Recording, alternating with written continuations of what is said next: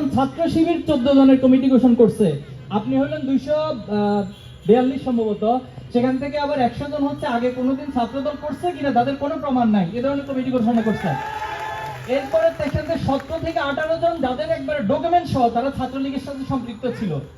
এরপরে সেখান থেকে 5 জনকে আবার আপনি বহিষ্কার করতে বাধ্য হয়েছেন। তাহলে আপনি কোন ক্যাটাগরির এই 245 জন কমিটি গঠন করছেন আমাদের জানা নাই। যাই হোক, আমার প্রশ্নটা হচ্ছে জাহিদ ভাইয়ের কাছে। বর্তমানে আমি সূর্য সেন হলে থাকছি, আমি ছাত্রদলের একজন অ্যাক্টিভিস্ট। আমার একটা রাজনৈতিক পরিচয় সাথে নিয়েই আমি থাকছি এবং বিগত বছরগুলোতে আমার এই রাজনৈতিক পরিচয় নিয়েই আমি আন্দোলন সংগ্রাম করেছি। ঠিক এই মুহূর্তে গণ অভ্যুত্থান পরবর্তী সময়ে হলগুলোতে 14 জনের একটা কমিটি আমরা পাবলিশ করতে দেখেছি শিবিরকে। সেই জায়গায় হলগুলোতে এখন পর্যন্ত আসলে শিবিরের কেউ আছে কিনা বা তাদের কমিটি আছে কিনা, যদি থেকে থাকে সেটা কেন প্রকাশিত হচ্ছে না?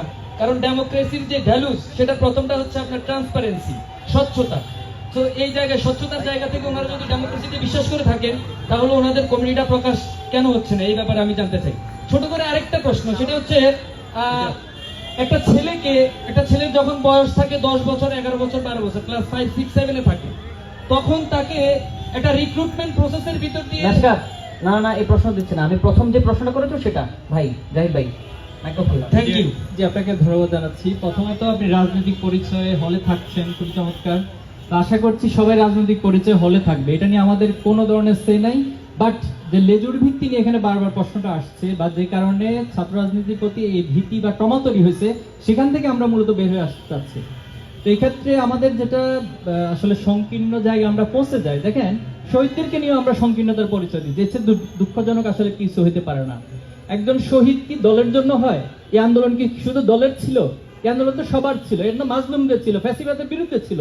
তাহলে কেন আমরা আজকে বারবার একটা দলকে বা হচ্ছে কাউকে শহীদকে নিজের করে নিচ্ছি? তাহলে আপনি দলীয়ভাবে কতজন শহীদ হয়েছে বলেন? 200, 500, তাহলে 2000 শহীদ, বাকি 1500 তারা কোন দলে যাবে? এই প্রশ্নগুলো কেন আমরা আজকে করছি না? সবাইকে কেন আমরা অন করতে পারছি না? এই জায়গাটা আমাদের ক্লিয়ার হতে হবে। আজকে মাগুরা জেলার জয়েন্ট সেক্রেটারি ছিল, উনি ওনার ওয়াইফ অন্তঃসত্ত্বা ছিলেন। আমি গত মাসে মাগুরা সফর করেছি, ওনার সাথে দেখা করে এসেছি, পরিবারের সাথে লম্বা সময় কাটিয়ে এসেছি। আজকে ভূমিষ্ঠ হয়েছে সে সন্তান, আলহামদুলিল্লাহ। তো এই যে সবাইকে অন করার মানসিকতা যদি না নিতে পারি, তাহলে আমাদেরকে আবার সে 71-এর যে পরিণতি, দলীয়ভাবে সবকিছু অন করা, দলীয়ভাবে সব ক্রেডিট দাবি করা, তাহলে সেই পরিণতির দিকে 2400 যাবে। এই কিন্তু আমি সতর্ক থাকতে বলবো। আর একটা বিষয় হচ্ছে যে লেজুর ভিত্তি আসলে কারা করে। আমি এখানে আজকে উপস্থিত সবার কাছে চ্যালেঞ্জটা ছুড়ে দিতে চাই, এটা নিয়ে একটা কম্পারেটিভ স্টাডি হোক, এটা নিয়ে একটা একাডেমিক স্টাডি হোক। হ্যাঁ, আমি আসছি প্লিজ, আমি আপনার পয়েন্টে আসতেছি। তো এই জায়গা থেকে হচ্ছে যে আমাদের সবাইকে ওন করা। এখন ছাত্র শিবির 14 জনের কমিটি গঠন করছে, আপনি হলেন 242 সম্ভবত, সেখান থেকে আবার 100 জন হচ্ছে আগে কোনোদিন ছাত্রদল করছে কিনা তাদের কোনো প্রমাণ নাই, এ ধরনের কমিটি ঘোষণা করছে। এরপরে সেখান থেকে 17 থেকে 18 জন যাদের একবারে ডকুমেন্ট সহ তারা ছাত্রলীগের সাথে সম্পৃক্ত ছিল।